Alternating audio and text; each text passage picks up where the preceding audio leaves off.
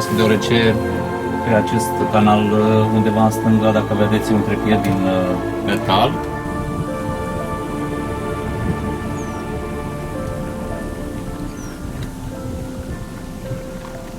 avem 4-5 metri, acum are 1 metru unitate 2.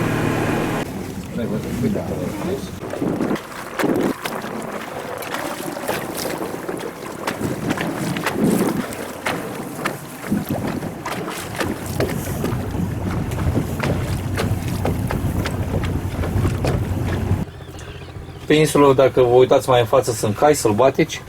Da? Mai în față, de la barcă, puțin mai în dreapta. Se văd. Adică sunt cai aduși de oameni care s-au Acum mulți ani da. de zile s-au adus câțiva cai și vaci s-au adus și au rămas aici. Nu a mai venit nimeni să le Cum iei. a fost și la Lete. Da, și la Lete și peste toată delta. Sunt cai peste tot.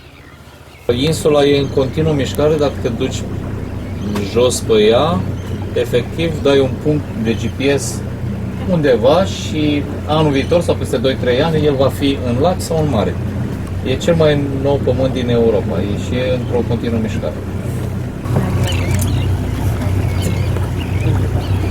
Uitați-vă cât de grazi sunt, că lucesc de cât de grazi sunt. Da, câinii delței, enoți, sunt aici? Nu prea mai există. Enoți, vulpi, iepuri, aceștia sunt mâncați de șacali. Șacalii au apărut acum vreo 6-7 ani și au distrus foarte, foarte mult. Vânătoarea în delta este interzisă, total, la orice, n-ai voie să tragi un foc de armă. Da, mistreți, ăștia sunt mistreți? Mistreții anul trecut au murit aproximativ 3-4 mii la Sfântul Gheorghe. Și nu mai există un mistreț. Da, albatroșii sunt cei mari. Ăștia sunt mici și gălăgioși. Toată ziua țipă, sunt pescăruși și chira. Nu, știți de ce? Fiindcă și oamenii sunt de vină, fiindcă le dau mâncare. Și atunci știe că omul îi dă mâncare și vine să mănânce. Sunt și egrete, am crezut egrete. Acele albe mai mici și în dreapta.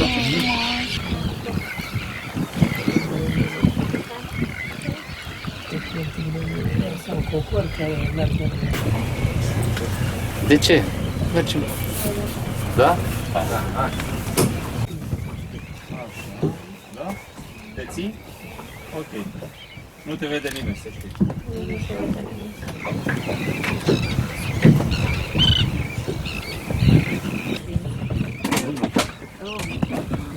Tocmai am înghițit unul în pește. Atunci trebuie să ne dăm jos, da?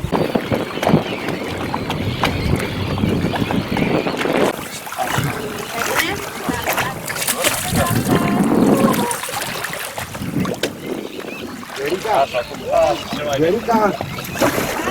Lasă-te, stai,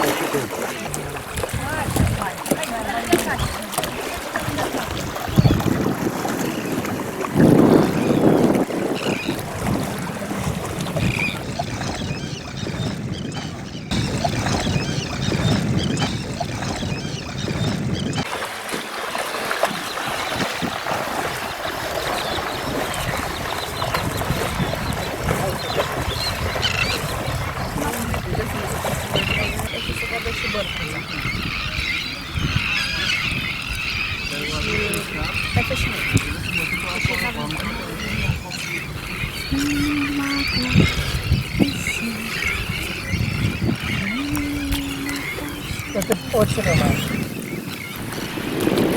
În urma ta, nisip, rămâne șirul pașilor și se pierde în infinit.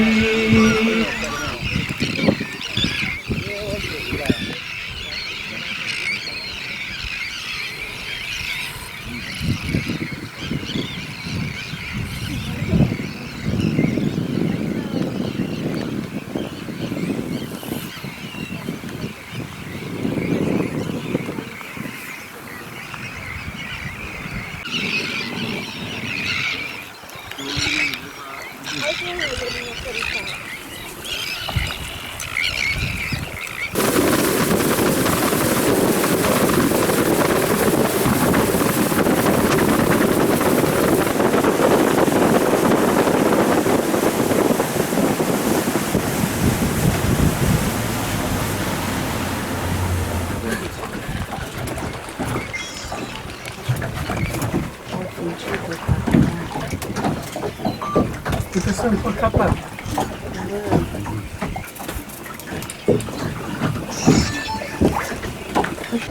Ce sinistru arată asta.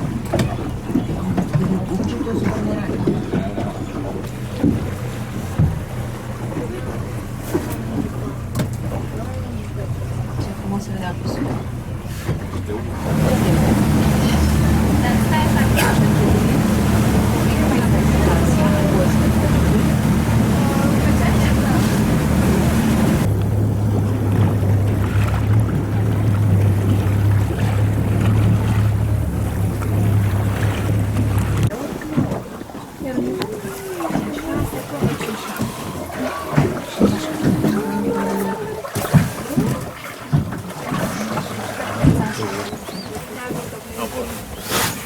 E un prag aici, trecem de aici. Poftim? Gata. Deci e adânc.